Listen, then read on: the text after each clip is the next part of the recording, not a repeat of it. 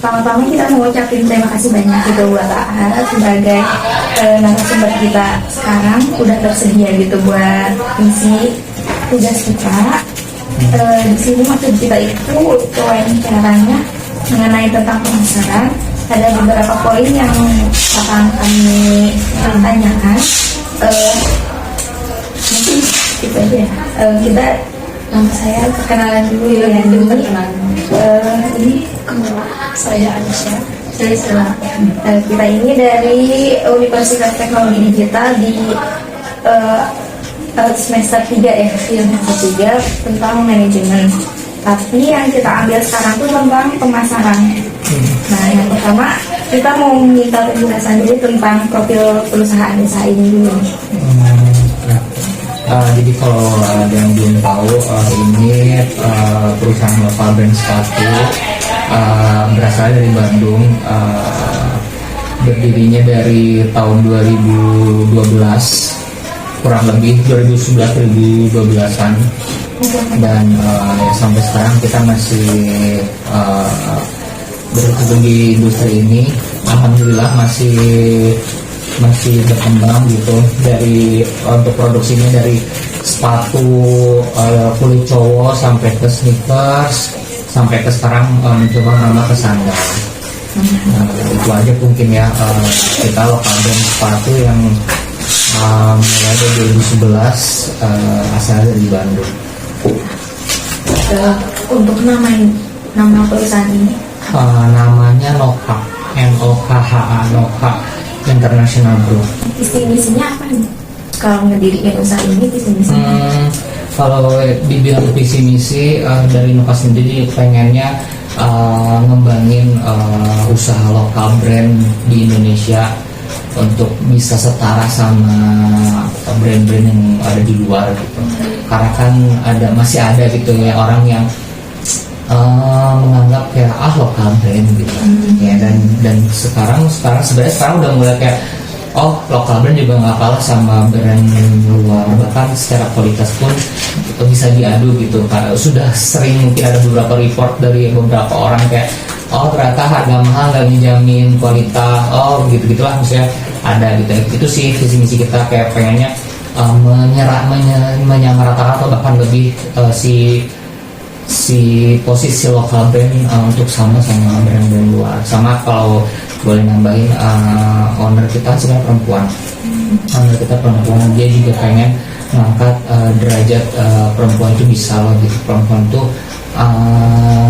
bisa berkembang, gak cuma jadi ibu rumah tangga doang atau menikah melahirkan udah gitu, nggak cuma gitu. Karena kalau kita bisa lihat yang terjadi di Nokha juga kebanyakan sebenarnya perempuan gitu. Di sini kan melakukan pemasaran ya asli. Pemasaran apa atau kegiatan apa yang menjadi ciri khas di Nokha ini dibanding dengan tempat usaha sepatu yang lain? Untuk pemasaran sendiri sebenarnya kita melakukan berbagai macam pemasaran gitu. Salah satunya yang paling bisa kita lihat yaitu secara digital. Kita mulai pemasaran online, dan yang biasanya kita awal mula itu kan sebelumnya belum ada kayak marketplace seperti Shopee, Tokopedia kayak gitu kan belum ada ya. Di 2011-2012 itu kita mulai penjualannya online by Instagram. Dari Instagram kita mulai jual, terus mulai juga jualnya on the spot, kayak ada pameran kayak gitu. Jadi di tahun-tahun pertamanya perusahaan kami itu kita lebih sering mengikuti pameran-pameran dan online-nya via Instagram, kayak endorsement ke artis-artis, terus banyak yang order kayak gitu. Jadi secara jenisnya ada beberapa macam sebenarnya kalau di kita. Nah, salah satunya yang di awal yang tadi saya sebut, makin kesini mulai kita merambah online dan penjualan digital seperti kayak ke marketplace, website kayak gitu. Yang ngebikin beda sebenarnya mungkin menurut saya pribadi, pemasaran kayaknya hampir semua perusahaan punya hal yang sama gitu. Online itu udah suatu hal yang besar buat mereka memasarkan produknya kayak gitu. Jadi kalau bisa dibilang bedanya, saya tidak terlalu pede punya perbedaan yang berbeda banget. Cuman untuk Nokha sendiri kita berani memasukkan produk kita ke hampir semua merchant marketplace kayak Tokped, Shopee, Lazada, terus Bukalapak. Intinya ke marketplace yang nggak terlalu banyak yang diminati, kita tetap masukin kayak gitu. Di website juga kita ada, online, Instagram juga bisa, terus via WhatsApp juga bisa, via telepon juga bisa. Secara nggak langsung bisa dibilang mungkin bedanya saya juga nggak yakin, cuman mungkin di kita tuh hampir semua media tuh bisa gitu. Selanjutnya di sini siapa yang melakukan pemasaran? Untuk pemasaran sendiri kita punya tim, jadi kayak kalau kakak bisa lihat di sini, ini kan ada tim, ini kan customer service di sini. Jadi untuk pemasaran sendiri kita punya timnya, jadi ada tim marketing kayak gitu. Jadi dia yang nge-handle kayak iklan, ads dan lain-lainnya. Dia ada timnya gitu, ada timnya yang ngurus. Gitu. Kalau boleh tahu untuk sekarang tim marketing itu ada berapa? Tim marketingnya cuma satu. Cuman gini, di kita tuh ada 3 bagian. Ini tuh warehouse. Warehouse ini meliputi gudang dan customer service. Terus yang tim keduanya itu digital marketing kreatif. Jadi itu orang-orang yang tidak masuk kantor. Jadi dia kerjanya WFH. Maksudnya nggak harus ke kantor gitu. Di dalamnya tuh ada kayak desainer, marketing, terus content creator, konten digital yang kayak bikin konten-konten yang buat diposting. Nah itu mereka yang masuk ke tim digital marketing kreatif. Satunya lagi produksi itu orang-orang yang bikin di pabrik kayak gitu. Nah kalau untuk disebut berapa orang sih yang ngurus di job desk-nya satu, cuman si orang-orang di si grup yang itu ikut terlibat gitu dalam si marketing. Mungkin saat ini jumlah semua keseluruhan karyawannya ada berapa? Kalau jumlah orang karyawan 150 lebih mungkin. Pastinya saya kurang tahu. Jadi sebelumnya pemilik ini pengen tahu kalau boleh tahu pemilik PT ini tuh pribadi atau gimana? Ini milik pribadi, usaha pribadi. Awalnya usaha kecil-kecilan kayak bisnis kayak jualan. Dulunya tuh berawal dari reseller, kayak anak kuliah yang kayak pengen aja jualan nambah uang jajan gitu. Dia ngejualin sepatu orang, terus kayak beranjak dari situ. Step selanjutnya dia nyoba kayak sepatu orang, dia ganti labelnya. Dari situ lagi mulai coba cari tahu gimana kalau pengen bikin produk sendiri, sampai tercipta seperti ini gitu, sampai sebesar ini dia itu sendiri gitu. Jadi sebenarnya ini bisnis punya sendiri pribadi termasuk. Kalau untuk target pasarnya ke siapa aja? Target pasar sebenarnya kita kalau disebut target nggak ada khusus ke 1-2 poin, tapi kayak kalau bisa ke semua segmen dan semua orang dan semua kalangan, keinginannya kayak gitu. Cuman kan kita jual sepatunya jual sepatu remaja dewasa gitu, udah pasti anak-anak nggak terlalu, tapi pada akhirnya kita buatlah sepatu anak gitu. Cuman memang bukan prioritas utama kita gitu, tetap sepatunya sepatu dewasa. Untuk segmen kayaknya ya itu seluas mungkin, sebanyak mungkin gitu.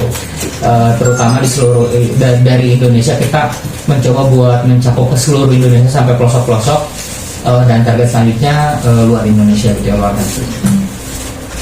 Untuk program pemasarannya apakah ada lagi gitu buat kedepannya, ada planning? Kita tuh sebenarnya kalau untuk program pemasaran kita mencoba, akan sekarang udah ada media baru tuh kayak TikTok Shop gitu ya. Itu yang mungkin sekarang lagi kita coba kembangin gitu. Selain online ya paling kita pengennya ya banyak ada program pemasaran seperti kayak memperlihatkan produk kita secara langsung, baik itu pameran atau acara-acara yang sekarang kan udah nggak COVID kan, bukan COVID, misalnya udah bisa gitu beraktivitas di luar. Selain yang online itu ya kita berharapnya ada banyak kegiatan yang bisa melibatkan produk-produk lokal, salah satunya Nova, untuk memperlihatkan produknya langsung gitu, baik di dalam ataupun di luar negeri. Paling itu sih. Kalau boleh tahu nih, alasan kakak buat pengen usaha sepatu ini apa sih? Kayak kayak misalnya sekarang tuh banyak ya usaha lain, apalagi sekarang lagi marak-maraknya kayak kaos gitu ya. Nah kenapa sih nggak ambil usaha yang lain gitu dibanding yang sepatu? Kalau saya yang bikin kenapa sepatu tuh karena waktu itu emang yang bisa dibuat, dijual dan dibantu nambah-nambah uang jajannya itu kebetulan si sepatu itu. Jadi ada salah satu toko sepatu dekat kampus, dia mau ngejual sepatu. Terus pada akhirnya waktu itu kayak ada keinginan, dulu tuh waktu 2011 itu ada momen bikin sepatu gitu, kayak gimana ya, kayak kita beli sepatu tapi di sepatu tuh ada yang nawarin kayak bisa custom, mau itu custom warna, bisa custom tinggi sol, gitu-gitu loh.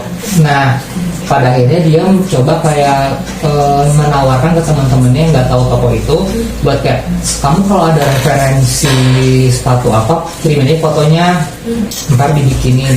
Mungkin itu juga yang bikin jadi selain peluang kayak ada ciri khas yang membuat mungkin orang tertarik buat bikin di dia kayak gitu. Jadi ya udah pada akhirnya itulah yang ditekuni terus.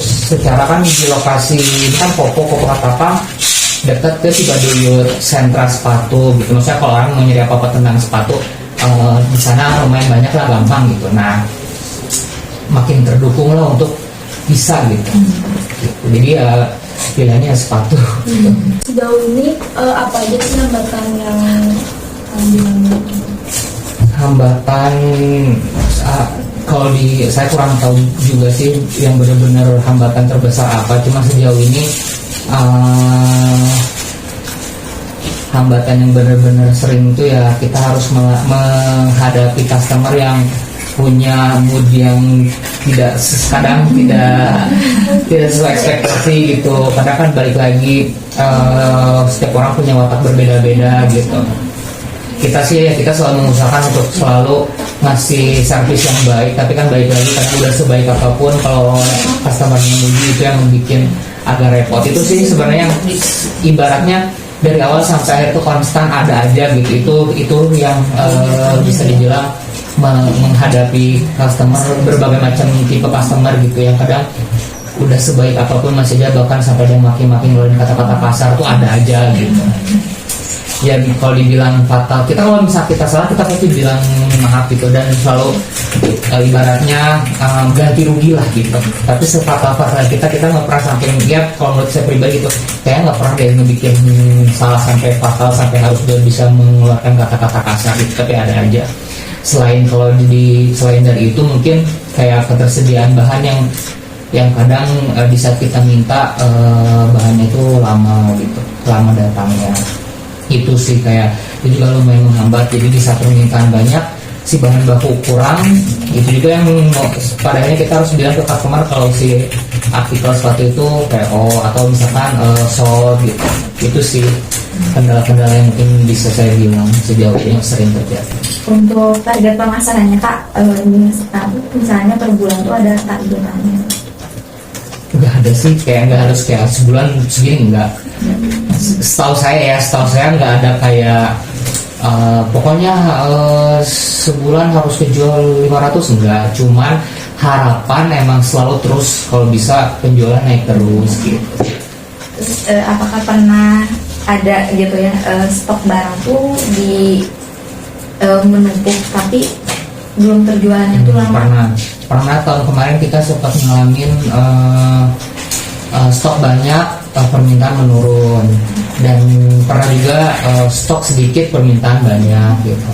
Nah itu sih itu pernah juga, cuman namanya ya gitu sih, itu kayak namanya usaha gitu sih, pasti bakal ada naik turun gitu. Jadi itu mah bilangnya ya normal lah gitu, tapi ada pernah gitu. Tapi nggak kayak ngeluarin buat dikeluarin gitu secara kayak di diskon gitu. Untuk mengatasi masalah itu gitu, maksudnya kalau untuk mengatasi masalah itu kita pernah juga kayak sampai ibaratnya nge-sell, cuman nggak ngerti kan, paham bisa kayak barang baik dijual abis-abisan kan, ada yang beberapa persen kayak gitu. Nah alhamdulillah kalau di kita belum pernah sampai segila itu, cuman kalau untuk nge-sell iya gitu, cuman sell juga nggak pernah kita sampai kayak karena oh ini banyak kita kurang pemasukan ya udah dijual 50% semua, nggak sampai segila itu. Cuma sejauh ini nggak pernah gitu. Cuman memang pas waktu di kondisi si barang menumpuk, permintaan berkurang itu, kita emang sebulan tuh biasa 2 kali ngelakuin sale, tapi salenya pun masih berjalan barat banget, 20% paling besar gitu. Jadi kayak biasa sebulan tuh promo tuh cuma di akhir bulan doang, tanggal-tanggal gajian itu bisa jadi 2 kali bahkan 3 kali gitu. Itu sih mungkin salah satu. Kalau boleh tahu gimana sih, kan sekarang banyak ya produk-produk lain gitu sepatu. Nah gimana sih kakak cara mempertahankan usaha kakak ini? Ya balik lagi ya, kayak ibarat sekarang karena ngomong sepatu baju aja ya, baju di satu mall aja itu kan banyak ya gitu. Terus di luar mall, mall sekarang satu mall, terus antar mall, terus antar kota, kan banyak yang jual gitu. Balik lagi kalau menurut saya saingan pasti ada, apalagi mungkin ada yang kayak niru-meniru gitu ya. Balik lagi gimana, kalau menurut saya itu nggak akan kemana ya, cuman yang harus dipertahankan gimana kita harus terus memperbaiki apa yang kurang, mempertahankan apa yang bagus, dan selalu jadi memberikan sesuatu yang diinginkan juga disukai sama customer. Karena balik lagi gitu, di saat kita cuma bikin sesuatu tapi tidak disukai customer, ya buat apa gitu. Itu sih kalau kayak ibaratnya kayak orang berkarya sama orang jualan gitu. Kalau orang berkarya mau ada yang beli atau enggak ya dia ya bodo amat gitu. Yang penting gue ngelakuin, gue bikin sesuatu karya gitu. Tapi kalau orang jualan kan mau gak mau kita harus ngikutin permintaan pasar, apa yang kita paling di tahun ini, bulan ini gitu. Jadi juga yang bikin kita jadi pemikiran kita tuh kayak apalagi ya gitu, apalagi gitu, di bulan ini apa yang lagi happening, oh di bulan ini apa orang yang disuka gitu, orang-orang bulan ini banyaknya suka pakai tipe apa ya gitu. Kadang kita juga selalu ngelakuin kayak di pasar langsung gitu, kayak orang-orang banyak sekarang pada gitu pakai sendal strap gitu, terus kadang yang pakai tinggi gitu, mau nggak mau sih gitu. Jadi salah satu caranya ya kita terus berinovatif aja gitu ke depannya, dan nggak ketinggalan sama zaman, karena mau nggak mau zaman juga mempengaruhi sama penghasilan kita gitu. Kok di tempat kakak ini misalnya sih, kalau misalnya ada sepatu yang habis gitu, tapi masih buka sistem PO. Kita juga ada beberapa sistem PO, yaitu